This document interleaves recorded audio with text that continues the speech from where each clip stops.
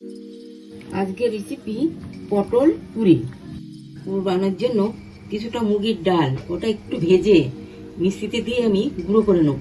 পুর করার জন্য যে আলুটা আমি কেটে নিয়েছি ওটাও আমি একটু অল্প ভাবিয়ে নিচ্ছি। তেল দিয়ে দিচ্ছি।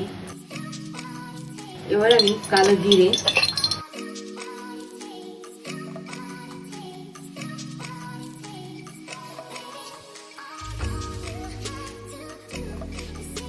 এবার লঙ্কা কুচি, এবার লবণ, এবার হলুদ গুঁড়ো। আমি দেখিয়েছি মুগের ডাল আমি অল্প ভেজে নিয়ে মিক্সিতে গুঁড়ো করে নিয়েছি, সেটা আবার আমি এর মধ্যে দিয়ে দিচ্ছি। চালের গুঁড়ো অল্প, 1 চামচ জিরের গুঁড়ো। গুঁড়ো আমার হয়ে গেছে, এটা আমি এবার নামিয়ে নিচ্ছি। পটলগুলো আমি ভালো করে ধুয়ে নিচ্ছি। এগুলো আমি এরকম করে আসবে ওপরের ছালটা ফেলে দিয়ে এবার আমি দুফালি করে কেটে নেবো, নিয়ে ভিতরের অংশটা বার করে নেবো। এবার ভিতরের অংশটা আমি বার করে নিচ্ছি। কিন্তু দেখুন আমি এই ছোট চামচ, এই চামচের পিছনটা দিয়ে আমি এগুলো বার করে নিচ্ছি ভিতরের অংশটা। দেখুন পুরটা আমি করে নিয়েছি। এবার আমি পটলের মধ্যে ভরে দেবো।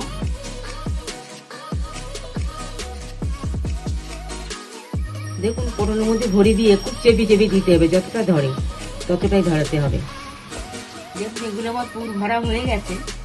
এবার বেসন গুলে নিচ্ছি, একটু লবণ দিয়ে এটা আমি ভালো করে মিশিয়ে নিচ্ছি। এটা ওই পটলে মাখিয়ে আমি তেলে ভেজে নেব। এবার আমি এটা অল্প বেসন মাখিয়ে ভেজে নিচ্ছি। দেখুন এগুলো এরকম করে ভেজে নিতে হবে। দারচিনি ফোড়ন দিচ্ছি।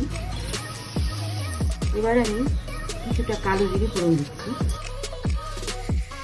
আদা আর রসুন একসঙ্গে আমি মিক্সিতে দিয়ে পেস্ট করে নিয়েছি, এইটা আবার আমি তেলের মধ্যে দিয়ে দিচ্ছি।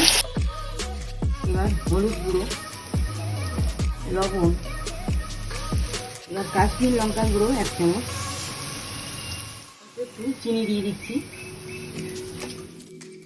মশলা আমার কষানো হয়ে গেছে, এবার আমি জল দিয়ে দিচ্ছি। গুঁড়ো 1 চামচ,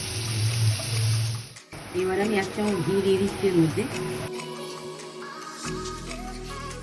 এবার ভেজে রাখা পটলগুলো আমি এর মধ্যে দিয়ে দিচ্ছি।